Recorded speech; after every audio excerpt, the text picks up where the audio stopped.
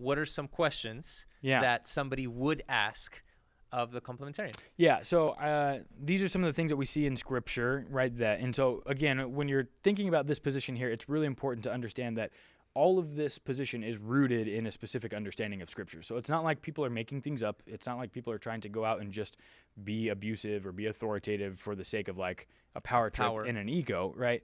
But some of the questions that I, as not a complementarian, would have is like, what do we do when there are examples of women in the highest positions of leadership in Scripture, right? So we see this in Deborah, who's a judge. We see this in Phoebe in Romans 16, who Paul has, commended to read and interpret his letter for him to the Roman church that's there. You see this in Huldah in 2 Kings 22, who's this prophetess, who's I think as the Old Testament guy, you would say is like this juxtaposition or this comparison against the unsuccessful male prophets. Yeah. And then you have Lydia, who's an important figure in Acts 16, who's actually like this benefactor and makes it so that these people have a chance to worship God in a home there by supplying their own place. You have Priscilla, who is mentioned first, and Priscilla and Aquila, which usually means, when couples were listed in antiquity in ancient writings, the person who was listed first was understood to be the more authoritative one in the relationship there. And so these are like hard things to get around. So how do complementarians deal with that type of position? Yeah, definitely. So I think we have to concede, and let me just be completely honest with you. Sure. Okay. I grew up in a church that was very, very, very complementarian, to the point where it was probably distortive. And in my educational journey and personal journey, I would say I've walked away from a distortive version of complementarianism because it's bad, right? Sure. It's abusive.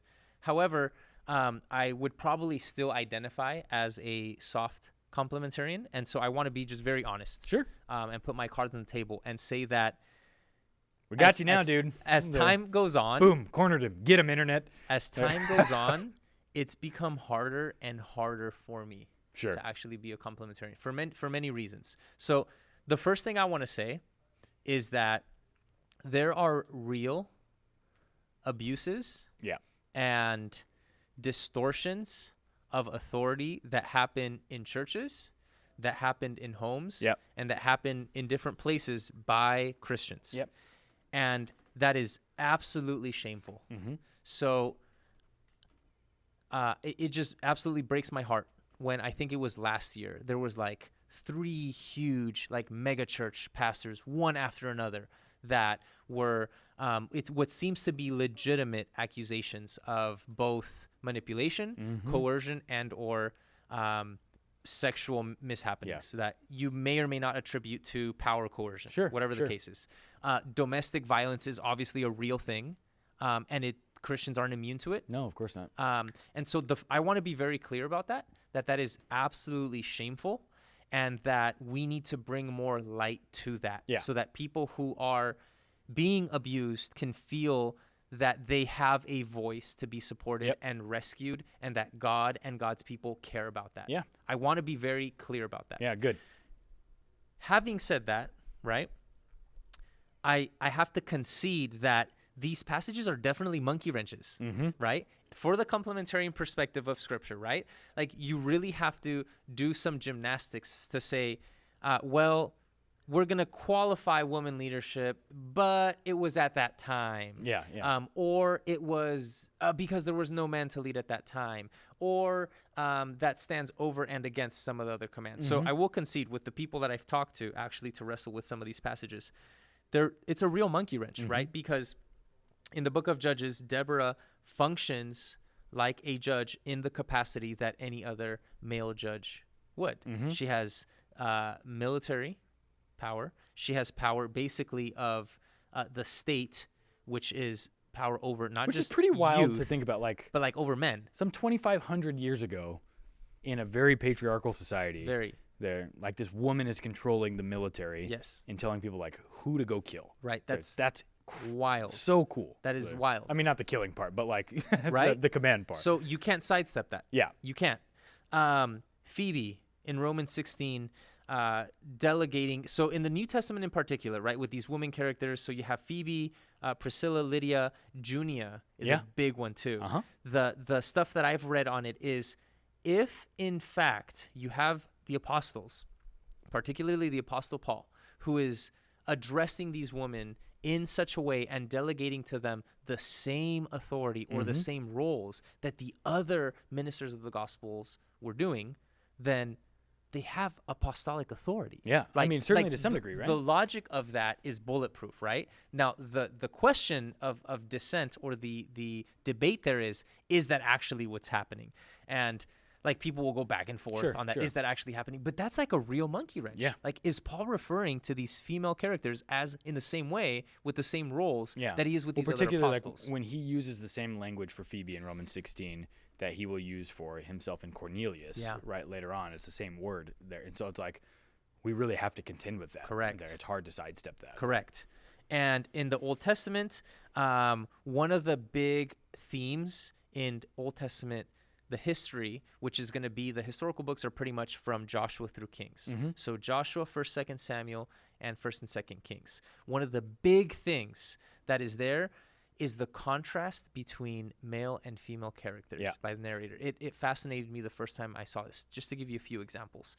The first one that I would see is how David and Bathsheba are contrasted in Samuel. David is the king, right? So in this context, when the king asks for a woman, she has no option. Yeah, you can't right? refuse. Like we can't sugarcoat that, right? It was he took her basically like he treated her like she was a call girl. Yeah. Okay.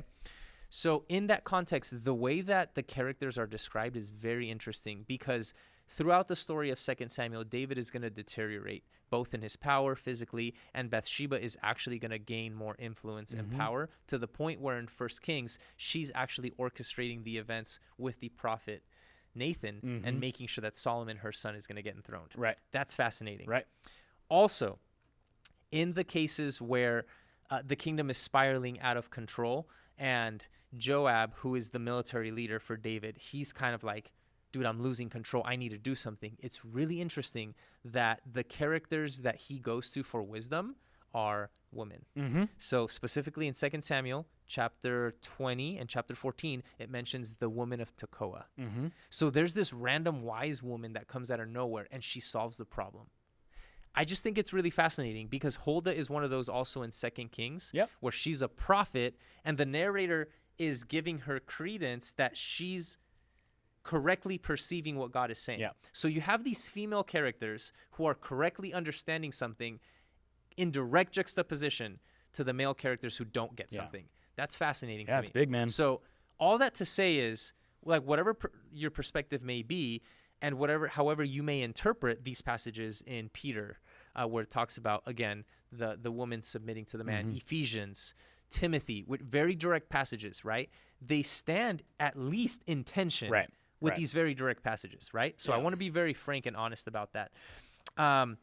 I also want to talk about the next question. Yeah, so the next question here is, do we tell women who have the desire to preach and teach that this isn't a desire placed in them from God? And this is probably functionally the most important question to me because genuinely, and the reason that we have two men talking about this topic, if you're kind of curious about this, is because this is for us a conversation where we realize like these are some of the things that we have worked through and learned in our own experience. And because there are a bunch of men in leadership in the church, the hope is that we can establish some kind of commonality and understanding of saying like, I don't know how to tell a woman that she has something that's placed in her that's not from God, especially when genuinely, probably out of the top 10 most gifted communicators I know, more than half of them are women. And for me in my personal life, almost every male influence I've ever had has cheated on his wife.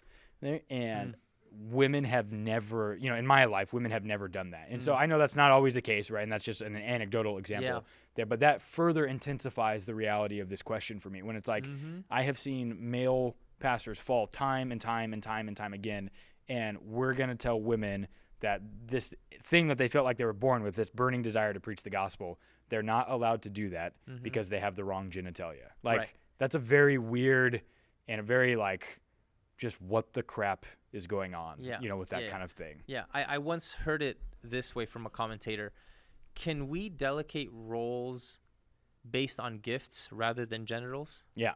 Right? Yeah, that's good. And that's a really poignant way to put it. So let me say this, right? on the one hand, our personal experiences of gifting and roles Sure. can't be the ultimate authority. Yeah, of course. At the same time, what seems to be kind of prevalent inclinations towards skills, right? Like it said, well, hey, is it an accident that more women are nurses than men, or that more women are therapists than men, and more men are architects than women? Like, okay, like you can make an argument for male and female being inclined towards certain Yeah, as things, generalities, but sure. that doesn't make it Sure. the objective rule, right? Sure, sure. So now, having said that, I do think it's an important question because I think we have to think very critically about the merit of saying, hey, you have this communicator, a woman who wants to go to seminary, who wants to responsibly learn, teach, and disseminate for the purposes of furthering the gospel, leadership and teaching and preaching. Right. And so the only logical alternative is to say, well, you can't. Or you can teach other women. Right, there. right. So the way you sidesteps this is you can teach youth, so you can teach kids, you can teach youth. The way I've seen it done at some places is up until they're 18. Yeah. And then you can't. Which is all arbitrary. Because then at 18 you're a man. So Yeah. then you can't. And definitely not men, but you can teach other women, right? So that seems to be the logical way to kind of be consistent with it. But say, no, like you can still teach and preach or give announcements. Yeah. Right? Dude. Yeah. So I admit that seems arbitrary. And it seems flaky. Well, all of those things are by nature, right? Because we would have to say like 18 for the male in American society is not a the man, same but it wasn't the same as a globally. 12-year-old Or it wasn't even the 13-year-old. same 100 years ago. No, not even Right. close there. Correct, And we correct. would say now that most men are probably still children until we're like 25. Well, there. And so yeah, you have a good point there. so it's a weird thing to So like the foundation keeps shifting, yeah, and the rules keep the changing. goalposts are always moving. Moving. There. There's, Correct. There's nothing objective Correct. to build that on. Correct. Or there's nothing Correct. objective to walk out that exegetical conviction. Correct. Right. All of the hermeneutics are shifting sand. Correct. There, and that's hard for me. Yes. So let me be 100% clear one more time, okay? Being a soft complementarian is really, really hard Sure. for me for all those reasons. Yeah, yeah.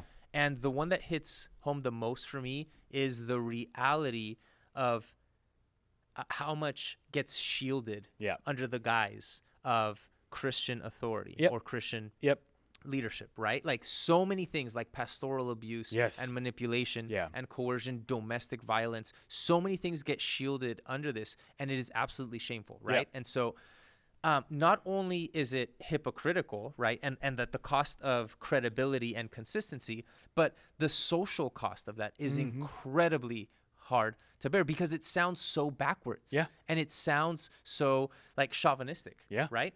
And so I want to say how sensitive I am to all that. And that I can't think of a single time. I've been married for 4 years, okay? A single time I can't think of where I've said, no, like this is the choice we're going to make because I'm the man. No, it's Because it sounds like doesn't you're- make sense. No, it sounds like you're signing your own death warrant, honestly. So I've never, ever done that because that's not how marriage works. That's Right. not how real relationships work, Right. right? Now, granted that's different in a church context, Sure. right? Where you have more structured Yeah, authority. yeah. And you could say something like, hey, there's certain positions that women can and can't do. I want to concede all that, right? And say, yeah, I totally get that. Yeah. The only reason I'm still a soft complementarian is because in the passages like Ephesians 5 or 1 Timothy 2 or 1 Peter, I'm not there yet exegetically. Sure, fair. That's fair. That's it. Yeah, that's but yeah. it really feels like I'm hanging on by a thread. Yeah. Okay, But so- but that honesty is like what we'll take to kind of continue to move this conversation forward.